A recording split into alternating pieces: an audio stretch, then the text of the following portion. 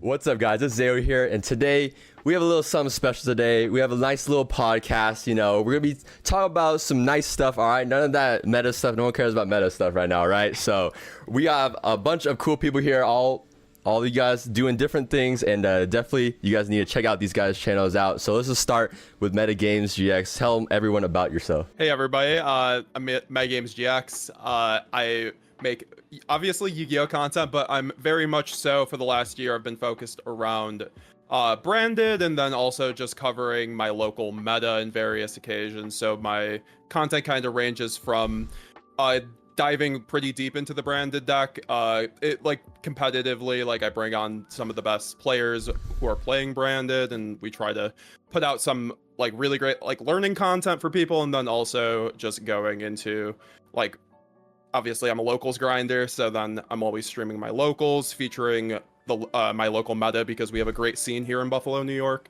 So I'm always trying to follow what our great duelists are doing over here. And yeah, no, that's just that's basically what I do. And yeah, I'm going to Nats too, so look out for me there, trying to take it all home with branded. All right, nice. And now welcoming back our good old friend Jared here from our tier list video. It's a pleasure to be back. Thank you again for having me. Again, if you guys don't know me, my name is Jared. I do deck profiles, combos, tech choices, anything like that for competitive Yu-Gi-Oh, since I'm a competitive player myself. Unfortunately, I haven't been able to go to many major events, but I am going to the NAWCQ, so if you see me there, please say hi. I would absolutely love to talk to you. But yeah, that's pretty much it. Thank you. Good to have you back. And now we have our one of the world-renowned Dark Magician duelists of all time, Machi. Go on and tell everyone. World-renowned. World-renowned now, eh? So hi everyone, I'm Matthew YuGiOh. Thank you so much for having me here. It's a pleasure. Yeah, so I am a Yu-Gi-Oh boomer who grew up watching the show, and yes, my favorite deck is Dark Magician, snooze.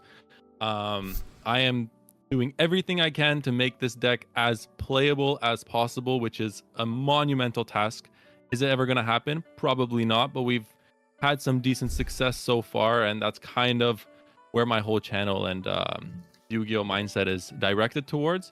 Now, obviously, can I play meta? Yeah, I could probably play meta, but what makes Yu-Gi-Oh fun for me is actually taking these cards that I love, and that might not be so good, but we make them as viable as possible. Nice. And then we have an upcoming star of Yu-Gi-Oh documentary stuff. Not a lot of people do that. Yeah, I guess I'll roll with it. Hi, I'm Garrett. I make fake deep videos about card games, whatever, like video essays, all that jazz. Okay, primarily, my first job was supposed to be, I'm a play-by-play commentator for esports. I do that, and I took that kind of like storyline building, all that, and I'm like, I like Yu-Gi-Oh a lot, and the Yu-Gi-Oh competitive scene doesn't really have all these characters that haven't been told about yet, and this like just a huge gap in the overall like content creation space. So I'm like, all right, there's so many stories that just haven't been told, and I'm here to tell them. Nice. So we have all the boys here, all right? We're asking only important questions today, and only facts will be said today. No opinions, all right? No opinions. Bold. Here we go again. All right. Only facts. The most important question of all time. No one's ever asked this yet, all right? I'm sure. All right, I'm gonna throw you guys for a loop, all right? Is how often do you shower? All right, no, I'm kidding. Not kidding. Now we'll go with the first question here. Are bad deck profiles necessary for the Yu-Gi-Oh community? And the first question before that, I guess, are bad decks subjective or objective? Well, I mean, I could actually go off on the like bad deck profiles thing. And first things first, absolutely yes. By the way, absolutely. For someone who is, I mean, for my thing, like I have to go a document, and I have to look through a lot of footage and try to find, what actually happened during these events, and actually try to, they're like time capsules, to be honest, for me.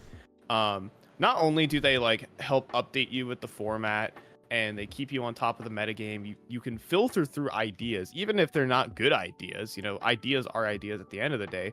They also serve as time capsules as well. So like, you never know. You might, hey, if you keep uploading bad deck profiles, you might never know. You could end up in a Garrett 5 video in like 3 years. So I've seen many of them, but like they are necessary just for like the information to be spread around the community. It's not like, if you want to share your ideas and get your name out there, that is by far one of the best ways to do it. I'd That's say how I got like started. Sorry, 1 second. But I will say that's kind of how I got started on my channel. One of my earliest big videos was me making an Unchained deck profile like the released weekend of Dune. And that's kind of where I got my shtick as the Unchained guy until I started making documentaries. But go on. yeah, no, I think like bad deck profiles because I think there's two different genres you could hit on, but I think in terms of, decks that maybe don't win an event, I think still have a lot of value, kind of like Garrett said, as that can serve as piece, because Yu-Gi-Oh is a game that has multiple different formats across years, so many like different generations of duels. Like I was Yugitubing back in like 2009 on like a small channel where like I was just like a 13-year-old kid uploading my bad deck profiles, and it's kind of cool to go back and look at what I was doing there and then just like see the time capsule there. And I'm not sure if there's value in that, but it's cool to see the other, like I can go back and see the regional deck profiles from 2010 and see what's going on there, and then we can go back and see what that format looks like, and you see a lot of people just going back and making these Time Wizard formats kind of because of that. I think those deck profiles have a huge part in that. Like, I don't know, kind of just preserving the life of those formats, and kind of like that's one of the reasons why I love YouTube and like why Yu-Gi-Oh is kind of centered in that community. But I think that no, for sure. And then there's also the other kind of funny genre, because I didn't know what you meant by that question at first, because you could think of bad deck profiles as in like the funny skip deck profiles that are really like, I think there is a deck profile where someone was literally doing a deck profile on someone's naked body, like body outside of his underwear. Walter Jewell. Yeah, Walter Jewell, and like that's like the best deck profile of all time. Like that's the go. Like there's no that was peak. Like so. And then you have my man, I can't remember who it is, but like he has a persona. He's always like smoking a cigar and then like drinking a beer and then doing his deck profiles, and they're great. He cooks. They're great. Like they're funny. It's just cool. It's just cool. Oh, that's Sunny, right? I think Yeah, that's Sunny. Yeah, Yeah, me and my friend every time it was a new Sunny video, me and my friends watched it just so we see him crack open a Bud Light can. Yeah, shout out Sunny, man. Those profiles are so unhinged, but I agree. I'm happy you brought up the Time Wizard formats too, because that was the direction I was going to go with it. I think they make it super, super worth it, especially for Edison right now, which has picked up an incredible amount of steam. There's so many ideas that have been thrown around for that format, and a lot of them do devolve from those old deck profiles from that time period that you can still look up today. So many cool tech choices and stuff. And even today, those deck profiles still being uploaded for bad decks and bad profiles still hold value because they're unique ideas. And there's not a lot of competitive players cooking with like quote unquote bad decks, right? So someone has to do the work, and then you never know, they could find something crazy. I think that's where a lot of it comes from. I think you guys, all three of you touched on it, and it's the idea of spreading information. Like even if 90% of the deck is complete garbage, if there is that 1 or 2 card interaction that you immediately pick up on, and it's like, okay, that's actually a decent idea. Now you start developing it, and then you make a profile on it, and then someone else sees that idea, piggybacks off it, and then off they go like that, right? On the other side of the spectrum, I think what bad deck building can do is provide a lot of information on what not to do. I think especially in the casual side of Yu-Gi-Oh, and like obviously it's the casual side, so who really cares about the metagame effect and things like that. But on the casual side of things, for players who are getting into the game, and they're like, hey, check out my whatever X dot deck, and it's a terrible deck, but you tell them, hey, this is bad for this reason. And then as an individual, as a player, they immediately pick up on, okay, why you immediately, obviously it's constructive criticism, right? You don't say this deck is shit and leave it at that. But if you provide insights as to why it's bad, that player immediately picks up on some of those things, and his next deck profile, I promise you, won't be as bad. And that's more so for the new player base and the very casual player base, because I think when you're talking about high level competitive Yu-Gi-Oh, a lot of players, they already have very decent deck building theories that, you know, you don't really typically see bad deck profiles because majority of the ideas are already good and fundamentally like established in a way. So I will say, like, even like when it came to like building my Unchained deck, I've watched some just garbage, like actual just horrible deck profiles, but they're recorded by very good players. So I'll just give you this, continue with this Unchained example. There were some pre-release Dune tournaments going on, like before Dune, they were being played at these Italian locals. Now a lot of people know who Vincenzo Orofino is. He's the guy who won YCS Dortmund and known DB grinder. But he was playing these pre-release tournaments, but these were all in Italian. These deck profiles were shot not even like on an iPhone, but like on an iPhone 5, all right? So like they were like really bad for 2023 standards. But I was like workshopping all his deck lists and stuff like that because and they were terribly shot. They're all in Italian. I can't understand what he's even saying, but I'm like generally trying to understand whatever's happening. I mean, I could drop the links to that in the chat. It's probably about a year ago now. But like, a deck profile is a deck profile, guys. yeah, I was under the impression that we were talking about the actual card list, not the way they were shot. I think both ways. Like rogue deck lists. I mean, to be fair, Unchained was rated like a B tier deck. Like everyone's like, this is tier 2 to rogue minimum before it had a huge format advantage at the start of Dune, where everyone put Droll and Lockbird in their deck, and you won. So it was pretty nice. I do love the 240. There's something special about the card right to the camera, 240p blurry, and then it's just like off camera for the rest of the profile. There's a little cute niche to it. There's something there. Or the ones where they don't even turn their phone sideways. It's just vertical and card by card. They put 3 cards down at a time. 2 of them are cut off by the screen. Have you seen an English title profile, but spoken in a different language in the video? I've seen those too. You have? Those are my favorite. Yes, I have seen those before. It'll be like Mikanko deck profile, and then it's like "Hola, por favor," blah blah blah blah, and some full Spanish. We're like, oh, okay. I think a lot of it's the card flicking. Like, do you guys like just watch and you're just like, there's like I do that all the time. There's doing this. I'm like, bro, stop. I'm like, bro, stop. Just talk. I'm like, put the cards down. Put the cards down and put your camera on them. That's all you need to do. It's like they're snapping the card, flicking it, all that. This card is awesome. I use it as like a teacher's pointer. When I use another card to point to all my cards. I was showing one of my regional deck profiles to like some friends who don't play Yu-Gi-Oh, and it's like, oh my god, you are the most ADHD like fucking person. Like I couldn't stop like hand shuffling. I couldn't stop. Oh my god, it's just so funny. I don't even think about it when I do it as well. It's just, I'm a Yu-Gi-Oh player. Sorry. Even this whole time I've been like if I'm explaining something, I have to have something in my hands moving it around. I've been messing around with my mic from this headphones the entire time we've been talking, just in my hands because I just need something to do with my hands while we're doing this. So everyone in deck profile, don't attack me for flicking my cards around in my profiles, all right? I'm just yapping. I feel like I use it as an engagement tactic nowadays because I will always get at least 10 comments on the deck profile if it's just me or another player and they're just flicking around their cards. And now I just do it because it's just we're Yu-Gi-Oh players. It's like it's a habit now. I don't know. We're always just shuffling through our cards. It's a weird habit. Like I didn't have it before when I took a break from Yu-Gi-Oh. I'm not gonna lie. I came back, so it's certainly interesting.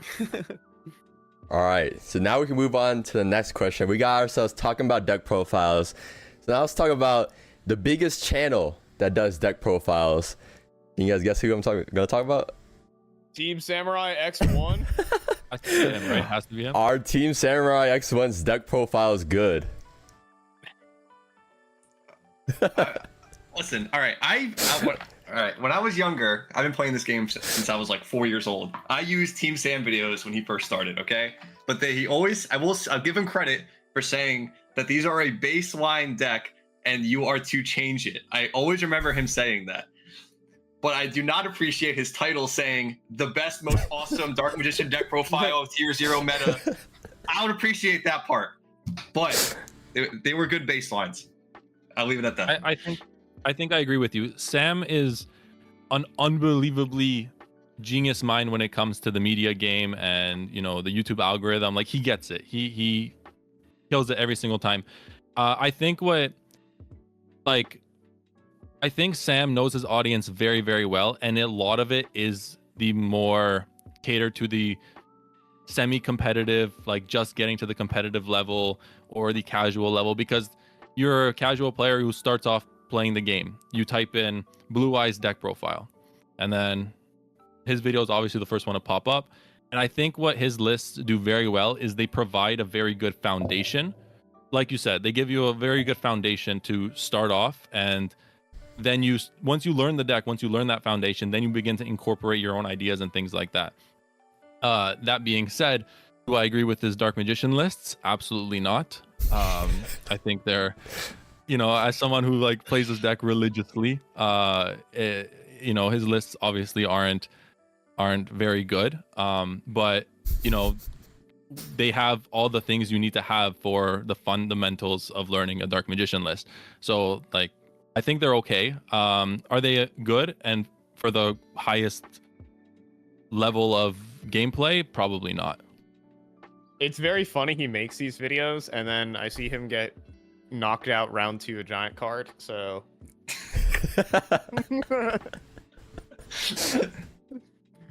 sorry, Sam. No, I because I remember I think I like when I came back to the game, I saw his like branded deck profile when the structure decks came out, and he just put together 3 structure decks, and it was around that era. Like, he's really good at like putting out a deck profile like when it's like, so like putting that out where when like the 3 structure decks came out, and you could actually just take those 3 structure decks, and I'm pretty sure do well at locals. I'm not sure.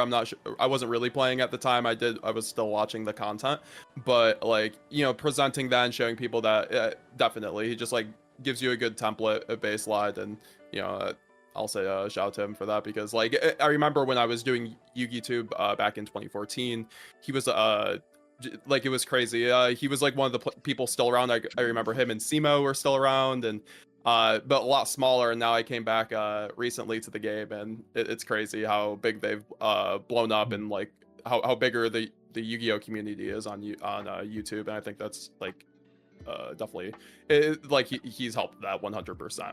So a channel like his is absolutely needed for any sort of, you know, gaming community. Like every single card game, every single video game has a channel like Team Samurai X1. And I think it's needed for the growth of the game. I think what he's done is fantastic for bringing in new players and things like that. He's done a lot of positive work, I think. 100%. All right, so we're Team Samurai X1 stands here, right? I mean, like, the videos and his audience is like central to Yu-Gi-Oh. Like, we are definitely, I mean, for myself, I try to make my videos a lot more accessible to everyone else, like even people who don't understand Yu-Gi-Oh whatsoever. But even those like you guys who are definitely in the competitive niche, for those who are really looking for information on the best decks and the best combos, and people who are interested in learning a lot more about Dark Magician and things like that, Team Samurai occupies this niche of like the casual player. But these are the players that you need playing the game to keep it going. These are the people who, you know, attend locals. They might not go to your YCS, but they keep the local scene alive. So that's really the fact that Team Samurai has like a dedicated audience is like very, very important, because these guys are the heart and soul of Yu-Gi-Oh right here. We make up a very small percentage of the player base. Very small percentage. Mm-hmm. Like we are like maybe 5-10%. I mean, absolutely. Like I show up and and play Snake Eyes at locals, and I understand why I get the looks, because they're like, "Ugh, what the-" you know, it's like, look, man, I just want to win, and you know, and you know, it's actually gotten to the point that winning, like, but at that point, like, yeah, the competitive niche is like so small, and honestly, I kind of realized that I just need to prioritize having a little bit more fun, and winning with Snake Eyes is just not fun, so. Time to load up a Team Sam deck profile and I'll dive at locals.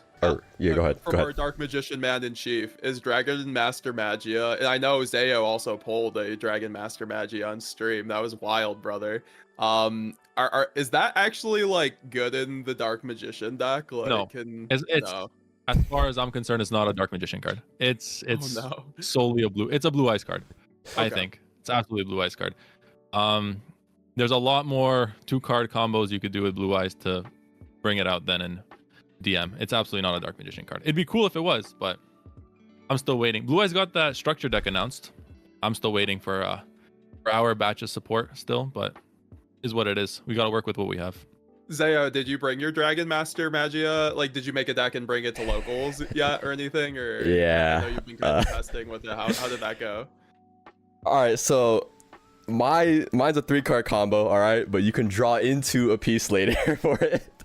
But that card is so bad, dude. It's so hard to make, and if you do make it, you probably could have just done something else to win. It's like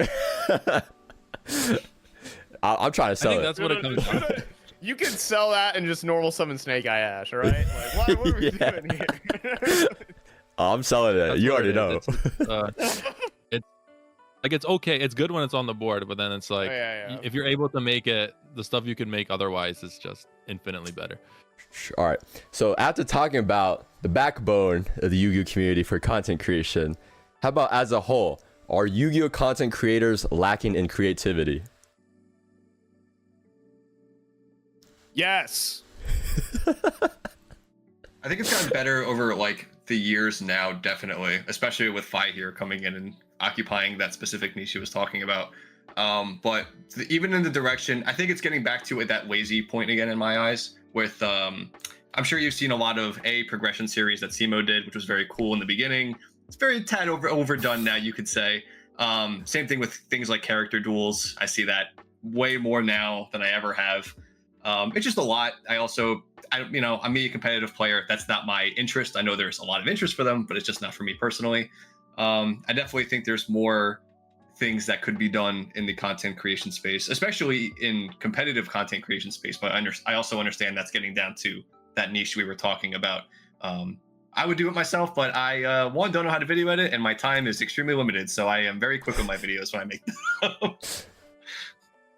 Yeah, that's the primary issue that limits a lot of creativity. I'm lucky because I'm graduated college at age 20, so I'm on infinite time. I work from home for my primary job, so I do have a lot of time on my hands to come up with good video ideas and execute them.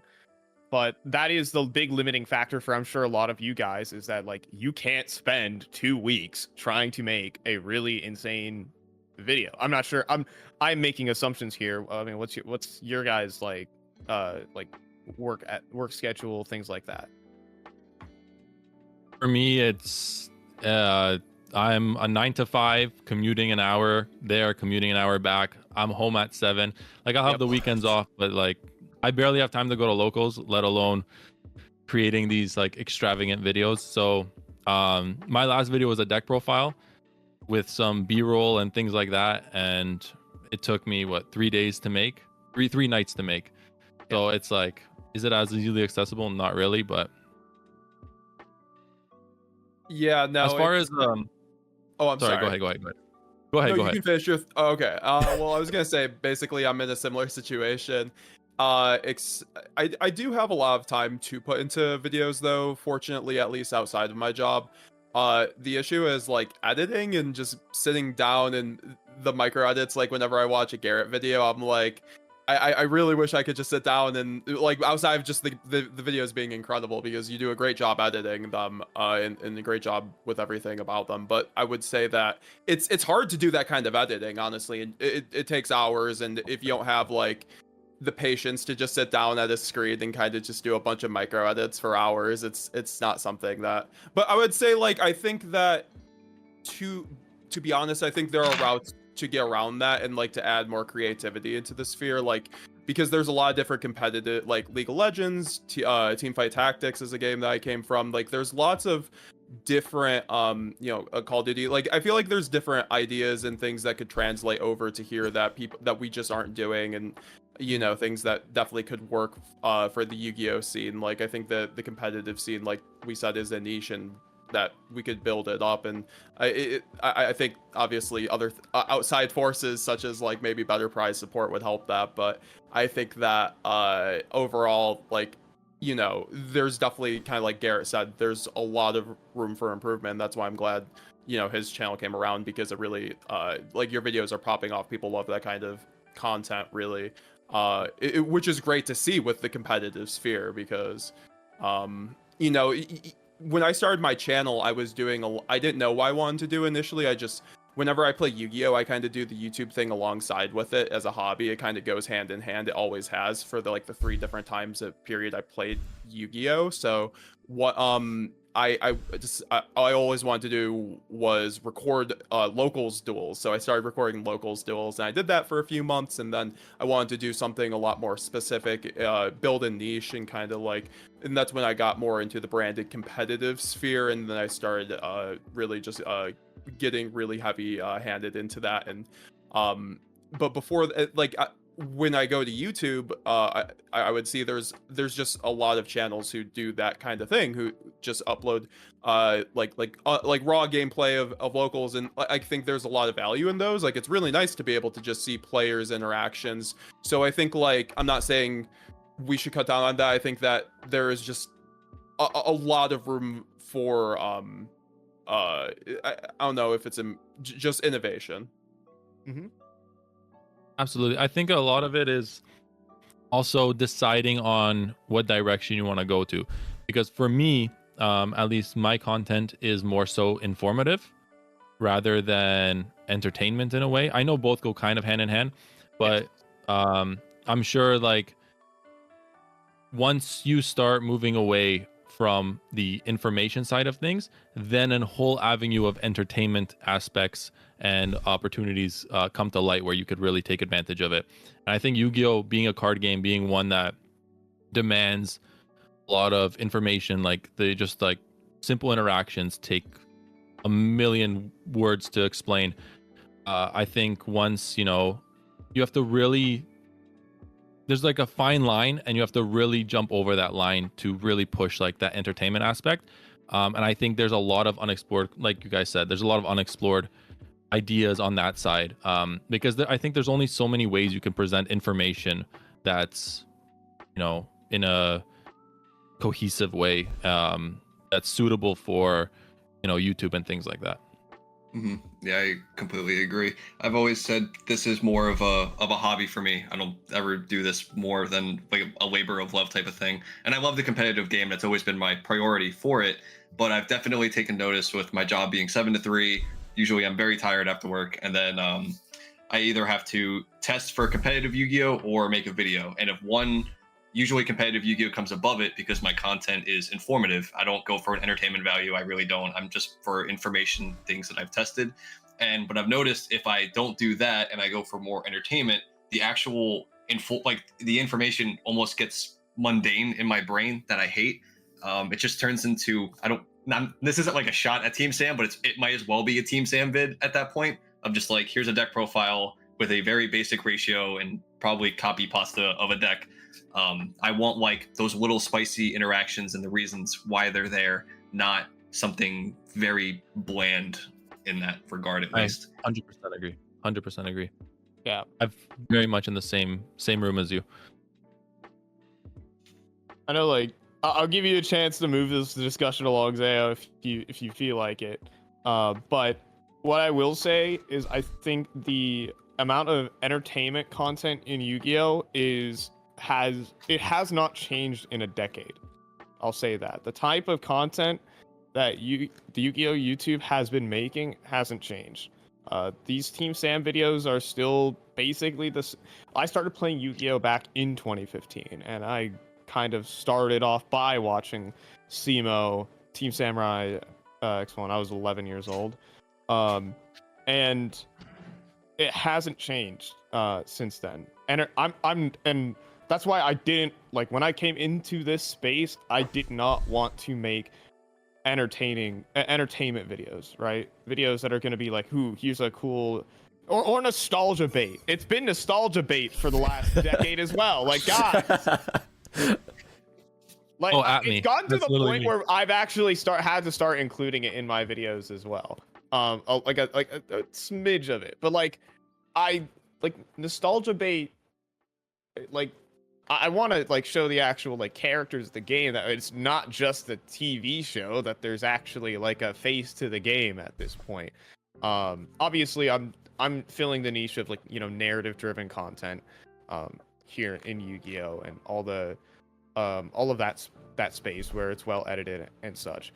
But the entertainment sphere is so oversaturated right now. Like, you have MBT, you have DZ, you have Farfa, you have Team Sam X1, even like filling up that one. People all doing these like series on Master Duel. I mean, we could talk about hard leg gaming. This is just off the domes, but like, it is so oversaturated. Like, we just need there. And I found a niche. I spotted this niche. I enjoy making video essays, and I'm like, this does not exist in Yu-Gi-Oh right now. So I will go ahead and make it. And there are so many niches that just have not been tapped yet. So even in the competitive space. So it's up to you, the content creators. That you right there. You go find them. And it's I'm like Gold D. Rogers. You go find the One Piece. All right. Inspirational Garrett over here. I think part of like the problem too is like I don't know if you guys ever tried it, but like when you try to make like something different, like a different video, and then you compare it to how it did versus like a standard deck profile, right? It's like a lot of the times there's a night and day. The deck profile is just did better, you know, just because what it is. Comfortable. Yeah. It's because your audience already is used to watching deck profiles and things like that. But you have to find something that like you have to fill this Venn diagram where it's like, okay, okay. Let's see. What is it? 1 minute crash course on how to get a video to blow up. You have to make a video that already appeals to your current subscriber base, but also appeals to things outside of your current subscriber base. My videos appeal to Yu-Gi-Oh players, people who are in the competitive sphere, people who are in the casual sphere, and people who don't know shit about Yu-Gi-Oh. There you go. Just think about like how it encompasses everything. All right, there you go. 1 minute crash course. All right. We got a little too much of the brain rolling with that one. All right, so let's kick it back a little bit. I could talk for this for hours, dog. I can talk about Yu-Gi-Oh for hours in general, to be honest. Yeah. Arechetype with the weirdest fans. Dark Magician players. Easy. No, it's got to be something like Trickstar, Track Trick, something in that nature. Yeah. It's gotta be. Well,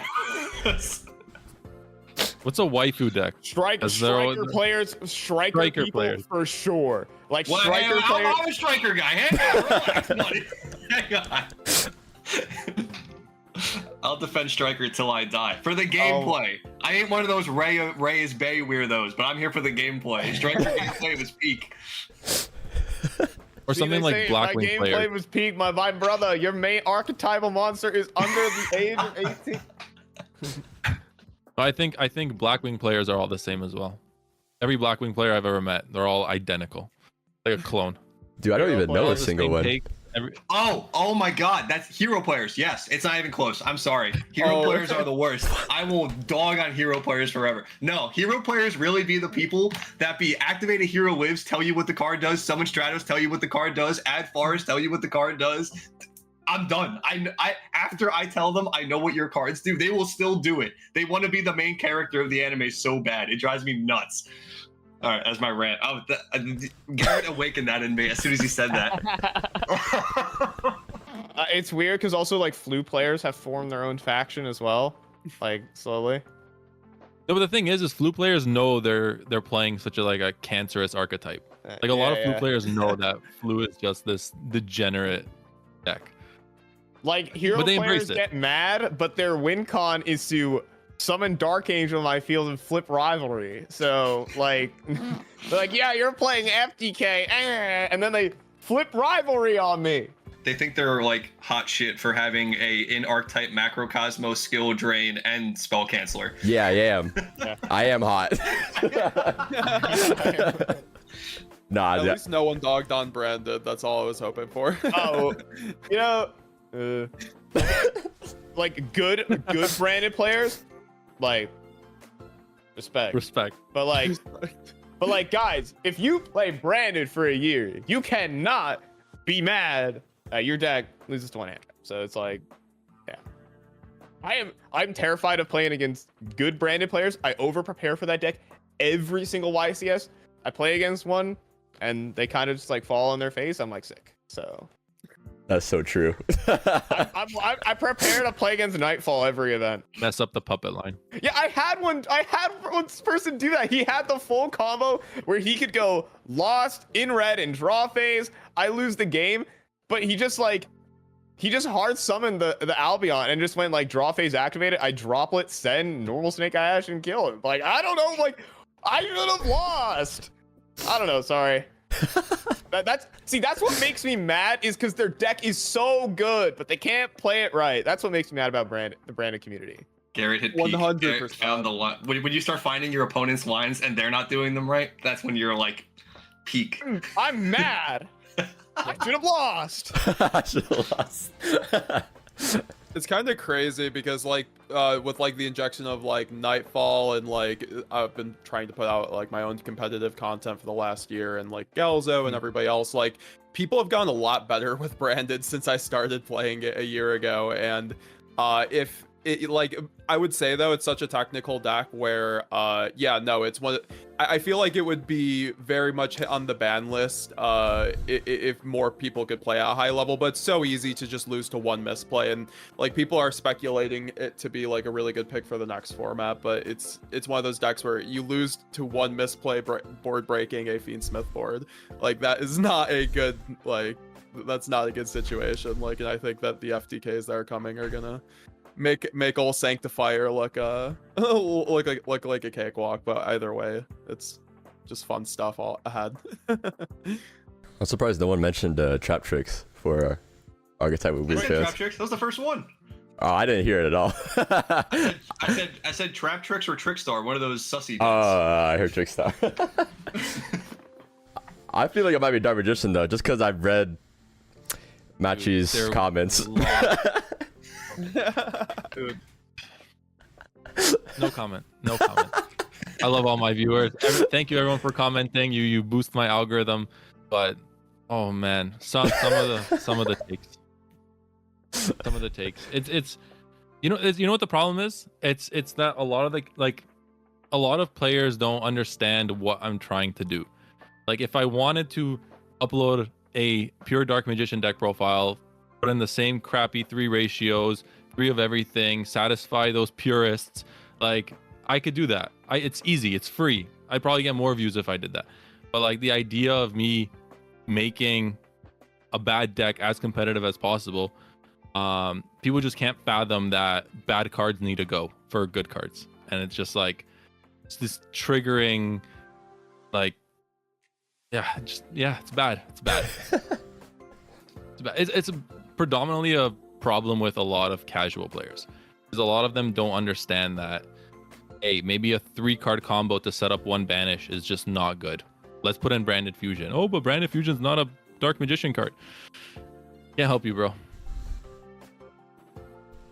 Like, have you ever seen those, like a video would be like pure Shadal, and then it'd just be like Trick Clown in it, and then it'd be like, this is not pure. I'm like, what? I'm like, bro, look at every other card in the list. What?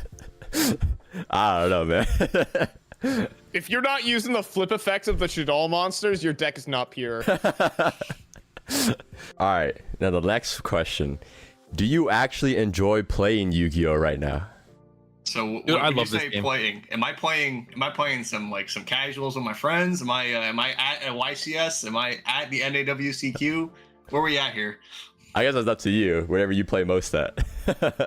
This I'm- game has a stranglehold on me. I will play this game, bad format after bad format after bad format. This game has me in a headlock and doesn't want me to move. And I think like I'm gonna be playing this game, bad format, awful format, to the best formats, and it's just like, yeah, game has a stranglehold on me. I'm gonna play this game no matter what. I'm always having fun, even when I'm losing.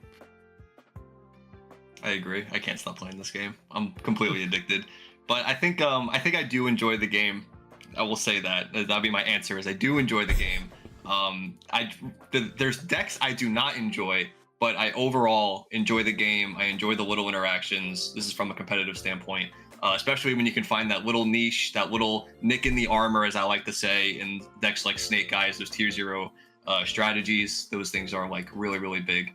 And they really make you feel good when they come into an actual gameplay scenario. So yeah, I definitely still enjoy it.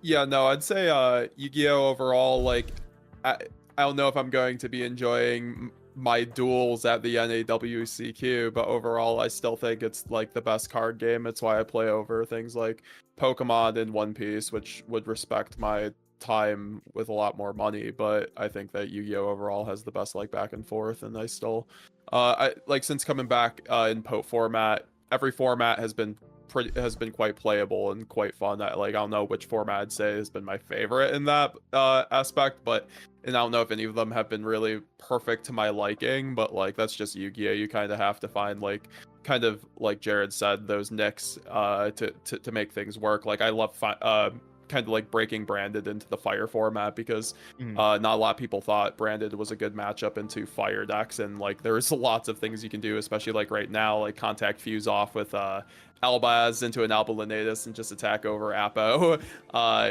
goes really hard against that deck, on a Hope Harbinger especially too. So like there's a lot of just finding those little niches to make your deck work, because I think like Konami has stated like multiple times, they want like it to be a more of it, like it's better, like players enjoy it more when there's more decks available. So like there's always going to be like, you know, that gravity, like even if it's going to be FTK like a bunch of really good tier 1 FTK decks, but like you know, it's just kind of finding your niche. And you know, I do like that aspect that Konami keeps a lot of decks playable. I mean, you know, maybe I'm lucky, I'm a Branded player, so I've gotten away with a lot so far. So There is something interesting about info right now, and the thing is that like Snake Eyes again is still not an FTK, and I actually think that the fact that these engines exist are actually something good for the game. I prefer more games to be decided with engine,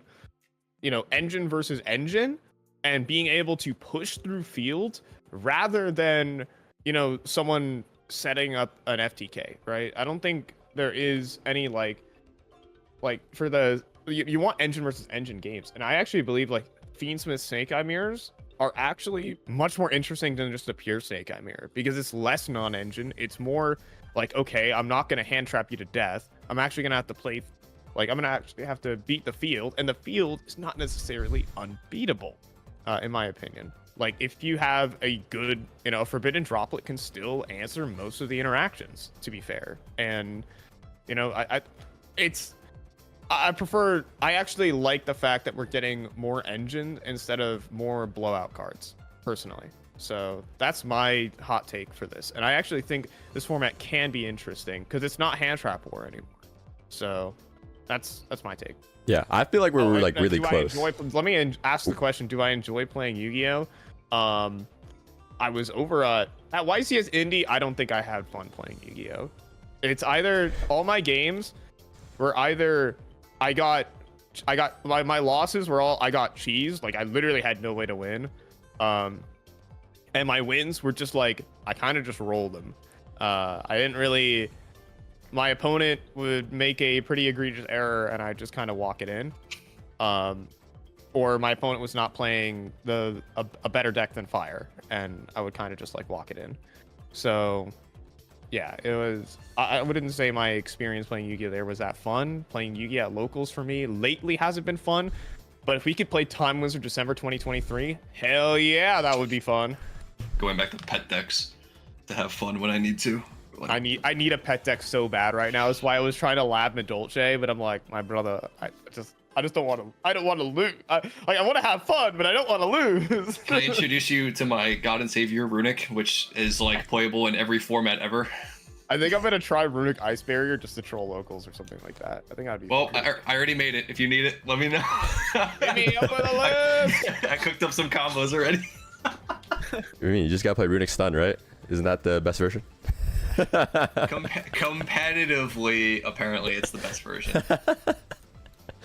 I think we're real close to like the best version of Yu-Gi-Oh. Like we're so close to getting rid of all like the super like toxic gameplay stuff. Like all the floodgates are almost gone. Like what else is there?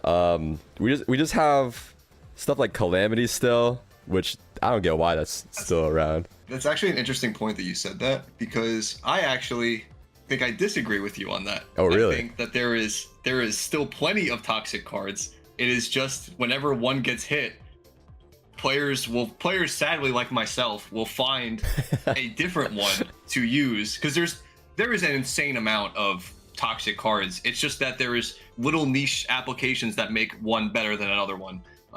And just for an example, Gimmick Puppet Nightmare as opposed to something like DD, I believe it. Disciple. I think it's Ido or Mirage Disciple, or DD Orthros is another one. They all essentially do the same thing. When they're summoned, they lock you into special summoning.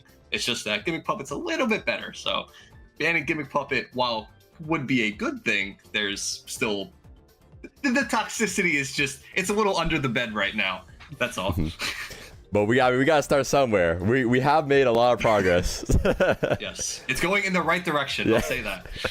As they just legalized Thunder Dragon Colossus. Colossus does nothing though. Colossus is like the most. Colossus has not seen Cashier Fenrir. Yeah. So, Yeah. I go. Like, Protos. And also like Protos blind is never not good. Post side, okay, why does that card exist? Okay, like they should not have brought that card back. Can you just shake your head yes or no if the goo is like Parallel Exceed or something? I'm gonna be really upset if it is. Okay, thank God. I was gonna say No. That's like the known Protos line. I swear. If that was it, I Normal was summon gonna be so Snake Eye upset. Ash lets you Protos them. Okay, all right, that's fine. That's fine. Yeah, no, it's fine. It's fine. Our friend group we've already accepted that normal summon Snake Eye Ash gets you to like anything in Yu-Gi-Oh. Pretty much, you can do pretty much everything. Can you Ptolemaeus lock? Ptolemaeus turn skip them with that roll. I remember there was like this YouTube channel that was like activate Wakaushi into literally. That's what they do. There's cards that just do that. There's like Tour Guide was like the old one where it was just before Wakaushi even. It was just like normal Tour Guide is the GOAT. I mean, what was it? A Team Samurai video of Jesse Cotton doing a like summoning the Egyptian god win card thing off of, I think it was Tour Guide. It's just one of those cards. You can do whatever you want if it resolves. But that actually is one of the fun parts about Yu-Gi-Oh! Is there is so much creativity involved with the card pool. It's like a Magic the Gathering. Like there are some pre-packaged things. There are some things you can like add in, but like the amount of tech cards that like you can actually utilize in Yu-Gi-Oh! I don't know. I mean, it feels very. I think there's not a lot of pre-packaged nature to Yu-Gi-Oh! and the play styles that differ between the engines that you bring to the table. I think it is very, I will say, like, Yu-Gi-Oh! Card design and archetype design is really cool. So, like, sure, they have some FTKs in there and things like that, but the way that you're slinging cards just is crack cocaine. So. Or speaking of, you're talking about. Speaking of crack cocaine. No. Unless. For decks that you play, what is more important to you guys, aesthetic or gameplay? For me, it's gameplay. I know 100%. Always gameplay. But how much does it matter though? I used to be an aesthetic person, but I'm a gameplay enjoyer these days. Aesthetics. 100%. Yeah, that's crazy. 100%. I'm not proud of it. I'm full disclaimer. I'm not proud of it, but Like, there's decks I love the aesthetics of, but like I've tried them and they're like their gameplay is like borderline, like just unplayable. You just can't. Fabled, pure Fabled is a perfect example of an aesthetic that I love. And then you actually try to play pure Fable and you're like, this is the fucking worst experience of my life. Yeah, 100%. Like when I didn't like start playing branded because I was like, oh, ooh, cool dragons. I think like the other half of the branded cards weren't even out at that point.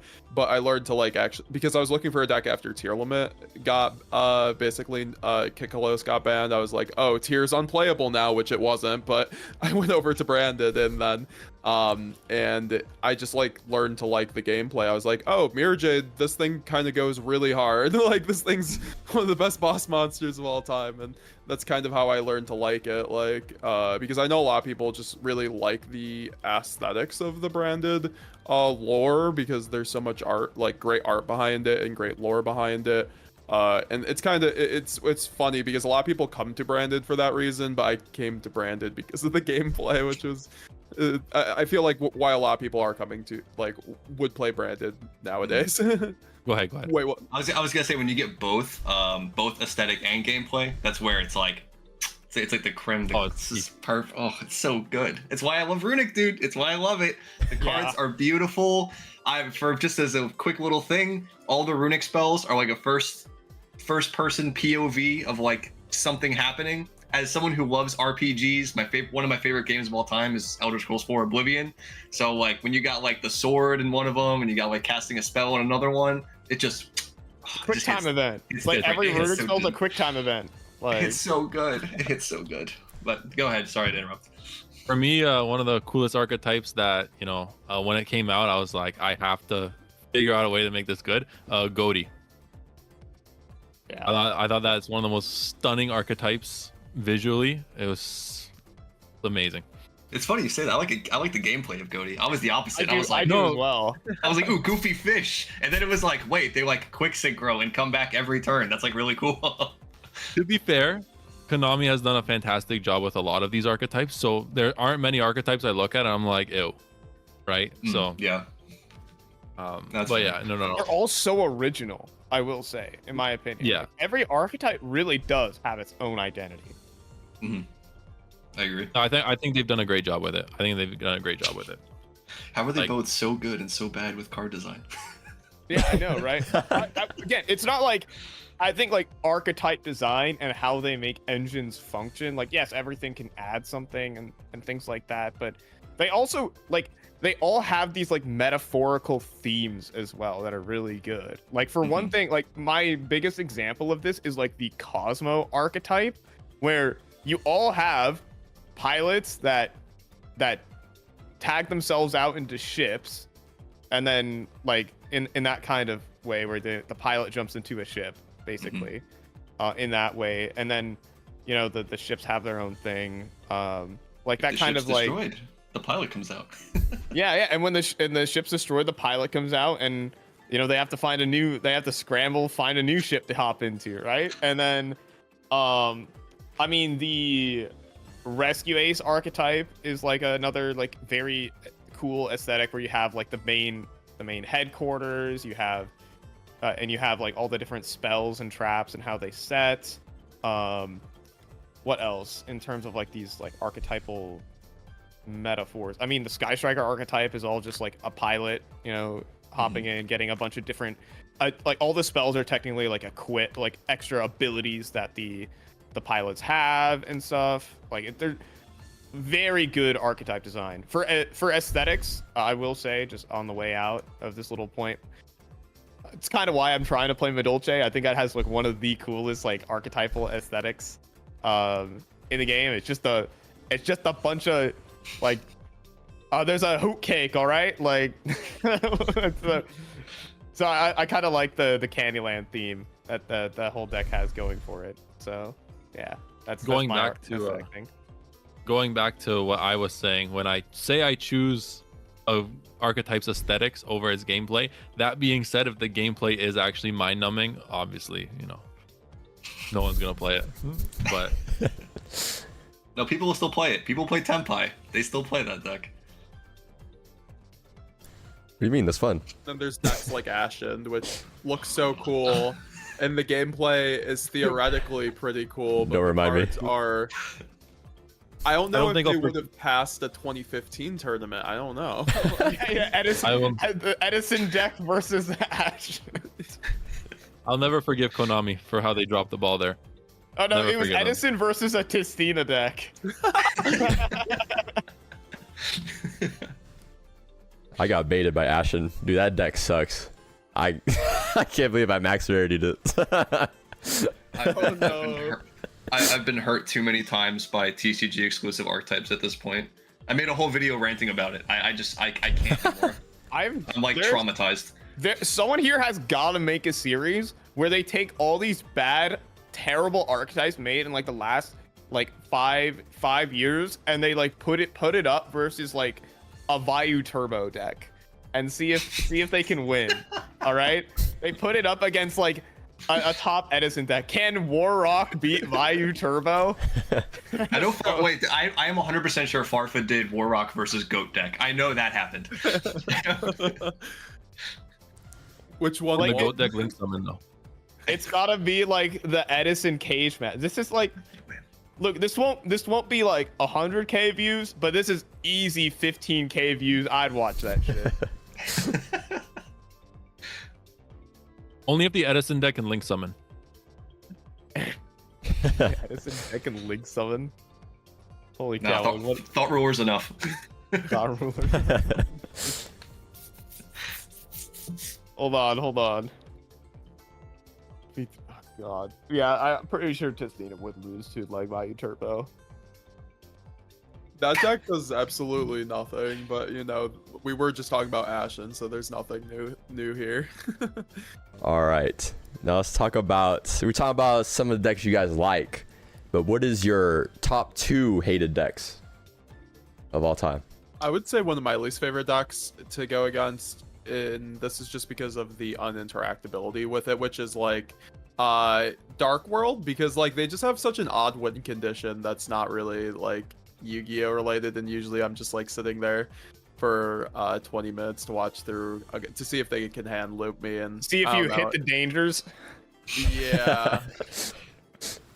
It's like they have other good cards. They have an Omni Negate. I wish they would kind of give them other win conditions and get rid of the Silva hand loop they got with the structure deck. But also it's like one of the most budget friendly decks, so like you kind of got to deal with it, I feel like. I know for a fact one of mine is pure tier 0 Spiral. I hated that format so much because of that deck. I don't know if any of you guys were playing at that time.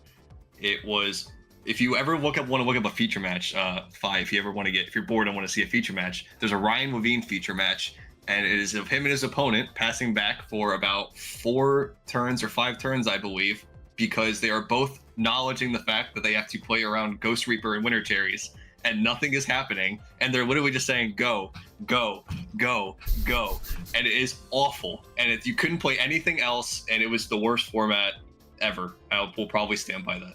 I'm trying to think of my second deck, but that's definitely in my top 2. For me, it's like Chris said, it's Dark World 100%. Send me that, by the way, Jared. Sorry. I have zero interest in watching my opponent play Solitaire. And the second deck, okay, this is not really like a deck that's like difficult to beat, but Fluandereeze is just a deck that's been around forever, and it's like you always see it every single event. Like it's a lock to be one of your rounds. Normal Robina, you look at your hand, you don't have the imperm, it's like okay, whatever. Let him play, and then you just get Feather Stormed. It's not a difficult deck to beat, but it's seen its time and it's a little overdone now. When they see Featherstorm Shifter, it's just like basically Solitaire at that point. Yeah, that too. It's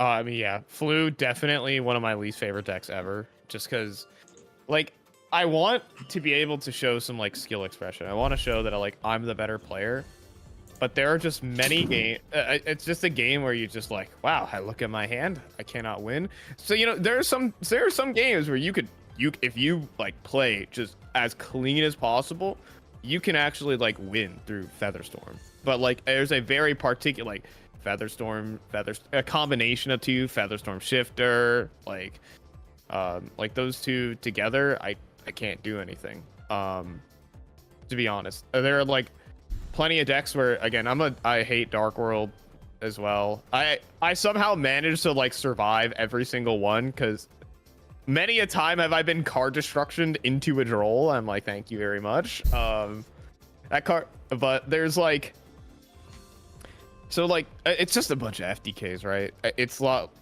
one of my losses at YCS Indy. I'm gonna be real.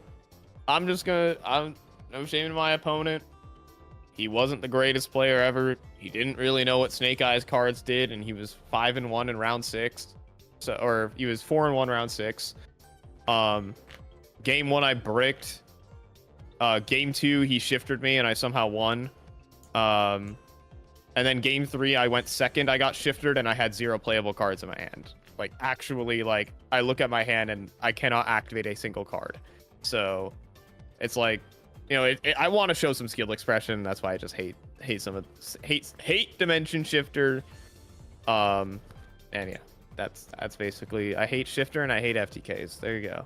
I think a lot of people's go-to next format is probably just gonna be a Shifter deck if they don't want to keep playing the good decks. I'm really trying to not blame the whole deck for Shifter in like that regard. It's like, I think Flu's a fine deck. Flu with Shifter is not a fine deck. I can't blame Flu for Shifter's existence. So I'm trying to avoid that. Dark World I understand, but I unironically have a Dark World deck built currently, so there's no way I'm saying that, because it is really fun to play. I just feel bad for my opponents. I think Tenpai might be on there, because the fact that they have a field spell that says no to their monsters is, I just don't like that card design. Rika was also Rika Savavalon when it was like popping, knowing us how to play against. Oh, now you just reminded me. I guess it's not like, it's different because I guess Snake Eyes is like 1-card combos, but like some of those like Cyberse decks that are also 1-card combos, like through hand traps. Math Mech. Yeah. Oh my day, how did I forget about Math Mech? Damn. Well, you don't like 1-card starters that play through two hand traps? I think, yeah, Math Mech was probably one of those decks I was like, I can't believe it. I drawing like 3-2 hand traps with like playable cards with it, and then you're like, I don't think this is enough to beat the 1-card combo. A lot of new stuff coming out, Rarity collection and all that. What kind of rarities are you guys picking up? What is like the best rarity for you guys? I love the new Platinum Secret rares. I'm not gonna lie, they're really nice. I went to the last event, Indy, and I had a friend who brought a whole binder of all the cards. I got to compare like all the QCRs with the Platinum Secret rares, and the Platinum Secret rares in a lot of cases just I personally even liked better. So, and because the fact they're even more budget friendly is great. So I think that I'm gonna try to pick up a lot of Platinum Secret rares, obviously, but like out of the new set, I mean, hopefully we can get some QCR Molchummies. I love QCR. Okay. I'm still like, I'm just saying, like, old school ultimate rares, God, they're just too good. Not that I have many of them, but I don't know what Konami Printing HQ was doing back in 2009 to 2015, but all those ultis, my goodness, compared to today where we get glorified commons, like, yeah, like, you seen a new Exodia head in the OTS? Dude, it's just a common. It's literally just a common. Dude. I have Alti Fallen of Albazes from OTS, and like in some lighting, I'm playing with an ultra rare. Did I leave my ultimates at home? I know. I've seen. I know, right? For me, I took advantage of Rarity Collection 2 to pick up a lot of Starlights. Illusion of Chaos Starlight crashed. The Dragoon Starlight crashed. So as a DM player, you know, I'm gonna have to pick up all those starlights. I was monitoring Appaloosa starlight price, but it was a little still too much. It didn't crash as hard as I'd like it to. But that's what I took advantage of. All these new QCRs are crashing the prices of starlights, so I'm trying to pick them all up.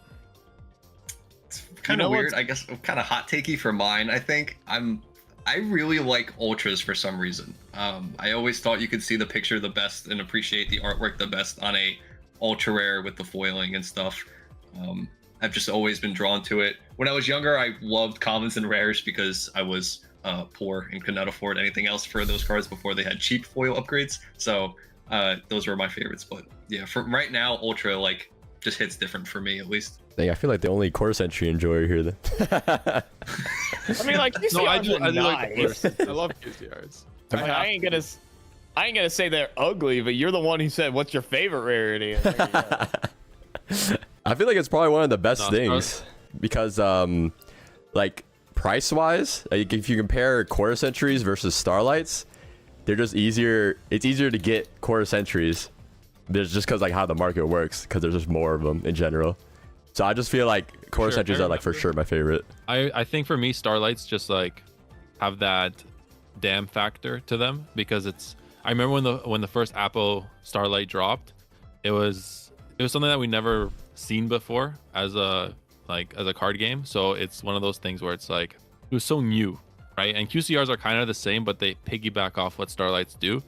So I hope they keep the QCR kind of like thing going, because I agree with you, Xeyo. I didn't like the distribution of the starlights. It was just like like you had to kind of buy a case to, or just like so many boxes to even attempt to find the starlight. And now you can just go to your locals, buy a box, and like kind of have like a 40% chance of pulling a QCR. It It's feels a kinda little nice. bit more fun to pull to go QCR hunting and starlight hunting. You know, oh, for sure. there is I'm the 1% here. I'm the opposite. I actually like starlights more, to be honest. when they are selected well, I will say, when they are selected well, that's when I like them. Because the one thing I don't like about QTRs is when they are like bad cards. I hate when I pull like super nice rarity butt card. I hate that. It's like, yes, I hit the lottery, but it was for like not $1 million. It was like 1 million pesos instead. Darn it! Like, What was the It was- starlight that came out with Apple? It was that trap card. yeah, dragon something. I think it was. Oh, Yeah, Storm yeah, Dragon yeah. Return or something like that. That was the Imagine one. pulling that. Like, goddamn. It was funny. I opened up a QCR of one of the Tostinas, and I was like, and one of the people, I was like, dang it, I hate it. Like, I hate it. It's like, that is, don't be mad. That's like just the worst $20 bill you've ever seen. Well, I pulled a Starlight Dark Charmer out of regional packs, and that was like a super nice high that I got. But as opposed to like, I see people in my locals when there's a new set that drops and they pull like 6 QTRs are getting pulled at locals. It feels, I don't know, I feel like it slowly takes away like that lottery ticket feeling that like you really won the lottery when you pulled it. Because even on the last pre-release, like people were pulling, I mean, what was the last Tostina support set? And someone pulled like the level 5 Dark QTR. That shit was like $10 at pre-release. I was like, this is so bad. Pulling no one ripping wants- tainted of the Tostina out of my Agov packs when it could have been so much more. Yeah. Yeah, guys. I'll take my 5 well-selected starlights, in my opinion, over every ultra secret in QTR. I'll be the hot take here. What's the Incredibles line? If everyone's special, If everyone's no one's super, special. if everyone's super, no one's super. Exactly. That's the problem I have with it. No. Sorry, Zeno. I see you got the hint.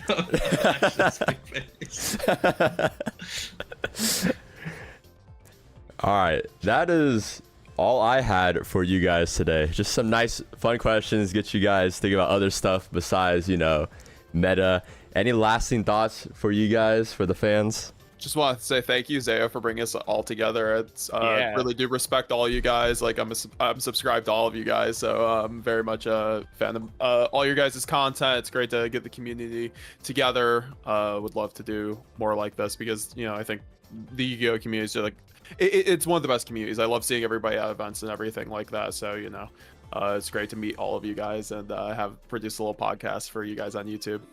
I love the podcast idea. It just takes us away from scripted content and it really dives into thoughts and discussions, like raw discussions, which I think is really, really healthy. So thank you so much for having me, man. Nice meeting everyone here for the first time.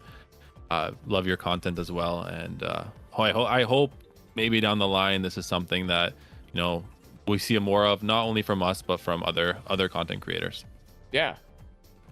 I think like these kind of podcasting, I've been also just kind of getting into the podcast lane when it comes to like listening and actually like and making them as well. I think they're super healthy. Like I think I always get a lot of people who walk up to me and they're like, yo, your stuff, like listen to this stuff all the time during work. People need it.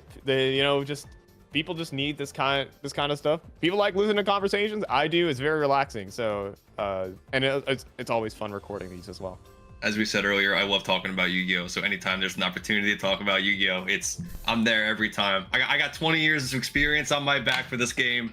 I'll yap about it all day to anybody, especially you guys. You guys are all great. Love all your content. I'm thankful for being here and seeing everyone. This is super good for the game. I have no complaints here. It's awesome. All right, that's everyone, and I'm gonna need each and every one of you guys your PogChamp face, all right, for the thumbnail later, all right. So just send me that later. And so that's it for the podcast. Let me know what you guys think down in the comments, and we'll see you guys later.